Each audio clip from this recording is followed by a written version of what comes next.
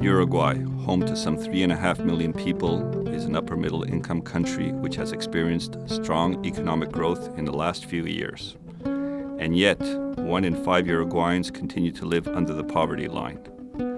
As is the case with most of its Latin American neighbors, Uruguay ranks among the most unequal countries in the world. It also has one of the most aged populations in the region, with immigration exacerbating this process, as more than half of immigrants are young people. Fertility is very close to replacement rates, and population growth has declined. Because the country's economy is highly dependent on agriculture, Uruguay is dangerously vulnerable to climate change.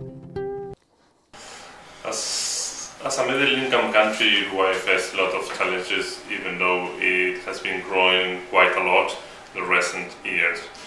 Probably agencies of the United Nations has a very special role in countries like Uruguay. International cooperation has, in the first place, a catalyst role. It can generate a startup initiatives, policies to solve the very important problems and challenges that we still have. Secondly, the international cooperation and agencies like UNDP, UNPA, or many other agencies of the United Nations system has a very important role to help our countries to identify innovative solutions for the problems that we still have. Uruguay is strongly committed to fulfilling its international obligations on human rights and development. It has also adopted the Millennium Development Goals as part of its national development strategies, as well as the International Conference on Population and Development Principles. Uruguay has also defined a more demanding national set of MDGs. Since 2007, Uruguay is one of the 8 pilot countries of the United Nations in delivering as one experience, which has led to multiple interagency initiatives and allowed the government to have a stronger relation with the UN. In 2010, the entire UN system worked on putting together the new UN Development Assistance Framework. It's very much aligned to the national policies as defined by the new government and focuses on 4 areas. The first is productivity and insertion into the global economy. The second is environment, the protection of natural resources and the fight against climate change. The third is social inclusion, equity, especially social services and education and health. And the fourth is democratic governance and human rights. Across all 4 areas is the topic of gender. And through the UNDAF process, we've been able to work with virtually all of the line ministries in a coordinated process. So the main thing we think that this is achieving is a better articulation between the UN system and with the different government ministries and agencies. UNFPA and UNDP are the 2 largest UN agencies that are present in Uruguay. There's a number of areas where the 2 agencies now work closer together than before the case of UN reform, but in most cases these 2 agencies are also working better with other UN systems. So UNDP and UNFPA are able to work better with UN Women, with UNICEF, and with other specialized agencies in joint programs where the competencies of the different agencies are brought together. One of the main topics that's important for the country, but it's also important for the UN system, is to have a more precise definition of the role and the added value of the UN system in a middle-income country. Uruguay has a high level of socioeconomic development, it has a high GDP per capita, yet it's a country that still has inequality and has a number of social challenges in education, in the fight against HIV and domestic violence, and especially in a number of human rights issues, including prison reform, where the UN system's working with the government. And all of these, I think, are examples where the value of the UN system is the link to global and regional knowledge, comparative experiences, and also the trusted partner relationship of the UN to give neutral advice.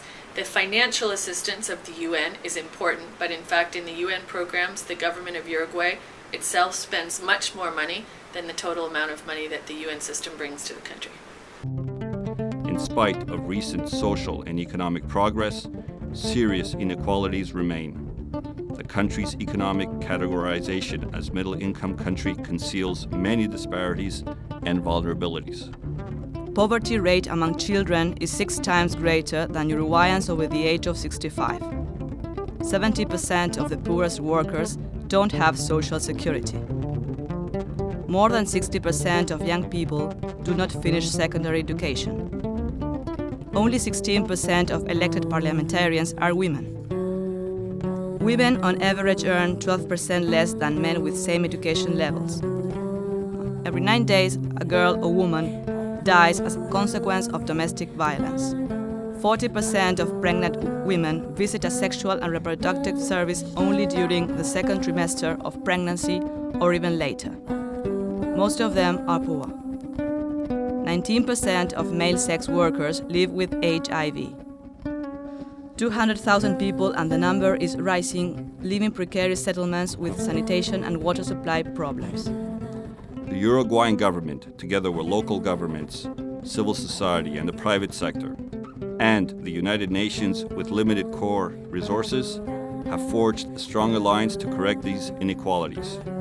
Examples of these efforts include protecting children in the first years of life by supporting the National Network of Infancy and Family Attention Centers, CAIF, and public health services.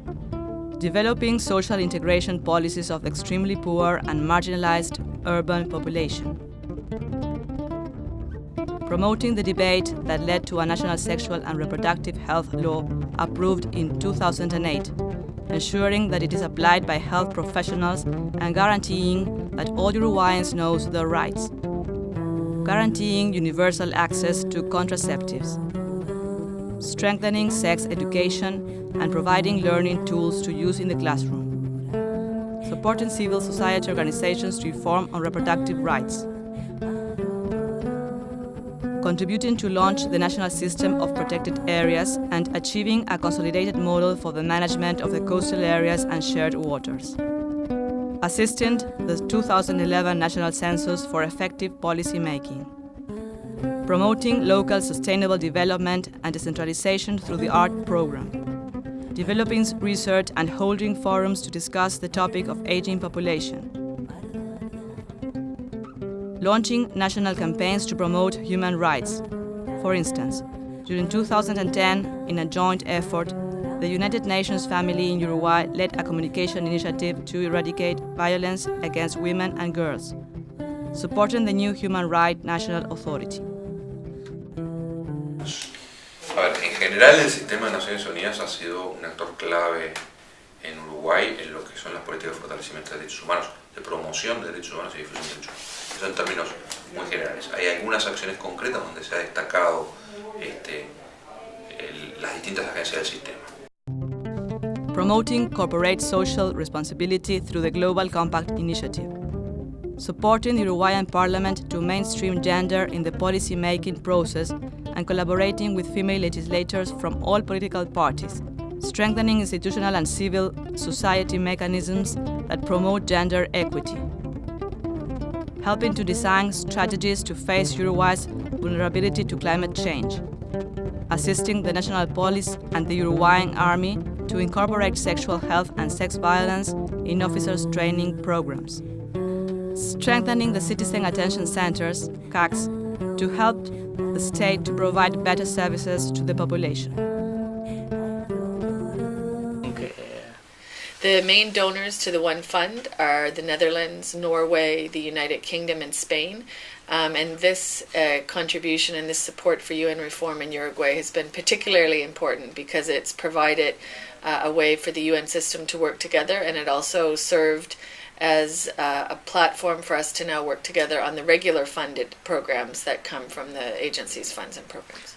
Due to the process of the delivering as one, we can work much better coordinated intra-government between all the ministries, local government and offices, we do much more with the same resources as before, or even with less resources. Well, we're really excited about having the executive board here. Uruguay is a small country that a lot of people don't know that much about, and it's a country of many contrasts. On one hand, it's a very modern country with modern institutions, a fully functioning government, and a commitment to social justice.